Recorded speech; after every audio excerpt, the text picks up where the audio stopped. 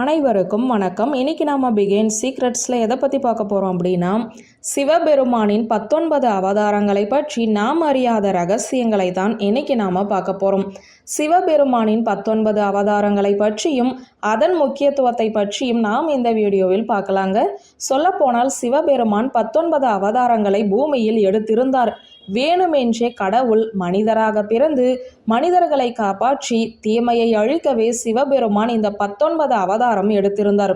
சிவபெருமானை பற்றி பார்க்கையில் வெகு சிலருக்கே அவர் எடுத்த 19 அவதாரங்கள் பற்றி தெரியும். சிவபெருமானின் ஒவ்வொரு அவதாரமும் ஒரு சிறப்பு முக்கியத்துவத்தை கொண்டுள்ளது. இவர் எடுத்த அவதாரத்திற்கு ஒரு முக்கிய காரணம் ஒன்று இருந்தது. அது மனிதர்களை தீமைகளில் இருந்து காப்பாற்றும் நோக்கமே ஆகும். முதலில் பிப்லாட் அவதாரம். ஒரு துறவியின் வீட்டில் பிறந்தார் சிவபெருமான். ஆனால் பிப்லாட் பிறப்பதற்கு முன்னதாகவே அந்த துறவி வீட்டை விட்டு சென்றார். சனி திசையின் இருக்கை நிலை சரியில்லாததால் தன் தந்தை வீட்டை விட்டு சென்றதை வளரும்போதுதான் புரிந்து கொண்டார். இதனால் சனியை பிப்லாட் சபித்து தன் விண் நகை இருப்பிடத்திலிருந்து சனி கிரகத்தை வழிபட செய்தார். அடுத்ததாக நந்தி அவதாரம்.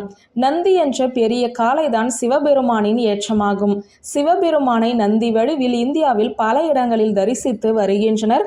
நந்திகளின் பாதுகாவலனாக சிவபெருமான் பார்க்கப்பட்டார். அடுத்ததாக வீரபத்ர அவதாரம். தட்சிணா யாகத்தில் சதிதேவி தன்னை பலியாக்கி கொண்டதால் சிவபெருமான் கடும் கோபத்திற்கு ஆளானார். தன் தலையிலிருந்து சிறிது முடியை எடுத்து அதை தரையில் போட்டார்.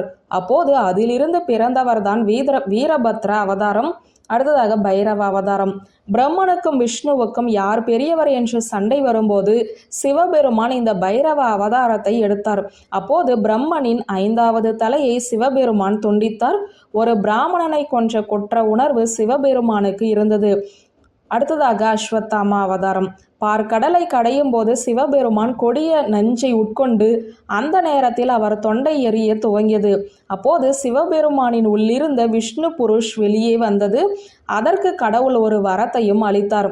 அதன்படி பூமியில் பிறந்து துரோணரின் மகனாக வளர்ந்து எதிர்த்து நிற்கும் சத்திரியர்களை கொல்வான் விஷ்ணு புருஷ். அடுத்ததாக ஷரப அவதாரம். ஷரபா வடிவத்தில் உள்ள சிவபெருமான் பாதி பறவையாகவும் பாதி சிங்கமாகவும் இருப்பார். சிவபுராணத்தின்படி சிங்க அவதாரமான நரசிம்மரை அடக்கவே இந்த அவதாரம் எடுத்தார். அடுத்ததாக கிரகபதி அவதாரம். விஸ்வனார் என்ற பிராமணரின் வீட்டில் மகனாக பிறந்தார். சிவபெருமான் அவருக்கு கிரகபதி என பெயரிட்டார். விஸ்வனார் பிரகபதிக்கு 9 வயதான நிலையில் அவர் இறக்கப் போகிறார் என்று நாரதர் கூறினார். பின்பு சிவபெருமானிடம் ஆசி பெற்றதால் அவருக்கு இருந்த தோஷம் விலகியது. அடுத்ததாக துர்வாச அவதாரம்.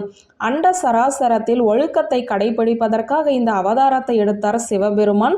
துர்வாசா என்பவர் முன் கோபத்திற்கு பெயர் போன மிகப்பெரிய துறவியாவார். அடுத்ததாக ஹனுமன் அவதாரம். குரங்கு கடவுளான ஹனுமனும் கூட சிவபெருமானின் அவதாரம்தான். ராமர் வடிவில் இருந்த விஷ்ணுவிற்கு பணிபுரிய இந்த அவதாரத்தை சிவபெருமான் எடுத்துள்ளார். அடுத்ததாக ரிஷப அவதாரம். பார்க்கடல் கடைதலுக்கு பிறகு கீழோகத்திற்கு சென்றார் விஷ்ணு பகவான். அங்கே ஒரு அழகிய பெண்ணை பார்த்து மயங்கினார். அங்கு தங்கி இருந்த பொழுது விஷ்ணு பகவானுக்கு பல மகன்கள் பிறந்தனர். ஆனால் அவரின் அனைத்து குழந்தைகளும் அசுரன் குணத்தை உடையவனாக இருந்தனர். அனைத்து கடவுள்களையும் மனிதர்களையும் ஒரே மாதிரியான தொல்லைகளை அளித்து வந்தனர். அப்பொழுது காளை அல்லது ரிஷப வடிவத்தை எடுத்து அனைத்து கொடிய மகன்களையும் கொன்றார். அடுத்ததாக யாதிநாத் அவதாரம். ஒரு முறை பழங்குடி சேர்ந்த ஒருவன் வாழ்ந்து வந்தான். அவனும் அவன் மனைவியும் தீவிர சிவபக்தர்கள் ஆவார்கள். ஒரு முறை யாகித் வடிவில் சிவபெருமான் சந்தித்தார். அவர்கள் இருக்கக்கூடிய சின்ன குடிசையில் விருந்தாளிகளை தங்க வைத்து தாங்கள் 2 பேரும் வெளியே படுக்க தீர்மானித்தார்கள். ஆனால் அன்று இரவு வன விலங்குகளால் கொல்லப்பட்டனர். அப்போது அவர் மனைவி சாக நினைத்தால் தனது உருவத்தை வெளிக்காட்டிய சிவபெருமான் அவளுக்கு ஒரு வரமளித்தார். அதன்படி அவளும் அவள் கணவனும் மீண்டும் மண்ணில் பிறப்பர். அடுத்ததாக கிருஷ்ண தர்ஷன் அவதாரம். ஒருவர் வாழ்க்கையில் யாகம் மற்றும் சடங்குகளின் முக்கியத்துவத்தை உணர்த்தவே சிவபெருமான் இந்த அவதாரம் எடுத்தார். அடுத்ததாக விசுவரியா அவதாரம். அனைத்து விதமான ஆபத்துக்களில் இருந்து மனிதனை காக்கவே சிவபெருமான் இந்த அவதாரத்தை எடுத்தார். சுரேஸ்வர் அவதாரம்.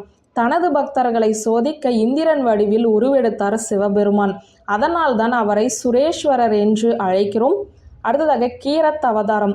அர்ஜுனன் தவத்தில் இருந்தபோது கீரத் அல்லது வேட்டைக்காரர் உருவம் எடுத்தார். சிவபெருமான் அர்ஜுனனை கொல்ல மூக்கா என்ற அரக்கனை அனுப்பி வைத்தார். துரியோதனன் காட்டு பன்றி போல தன்னை மாற்றிக்கொண்டார். ஆழ்ந்த தியானத்தில் இருந்த அர்ஜுனனின் கவனம் ஒரு பெரிய சத்தத்தால் சிதறியது. அவன் கண்ணை திறந்து பார்த்தான். காட்டு பன்றியை அர்ஜுனன் தன்னுடைய அம்புகளால் வீழ்த்தினான். யார் அந்த காட்டு பன்றியை முதலில் வீழ்த்தியது என்ற சந்தேகம் அர்ஜுனனுக்கும் கீரத்துக்கும் இடையே வந்தது. அடுத்ததாக சுண்டன் தர்கா அவதாரம். திருமணத்தின் போது பார்வதி தேவியின் தந்தை ஹிமாலயாவிடம் பார்வதியின் கரத்தை பிடிக்க அவர் இந்த அவதாரத்தை எடுத்தார். அடுத்ததாக பிரம்மச்சாரி அவதாரம். சிவபெருமானை கணவனாக அடைய சிவனை பிரார்த்தனை செய்த பார்வதி தேவியை சோதிக்க சிவபெருமான் இந்த அவதாரத்தை எடுத்தார்.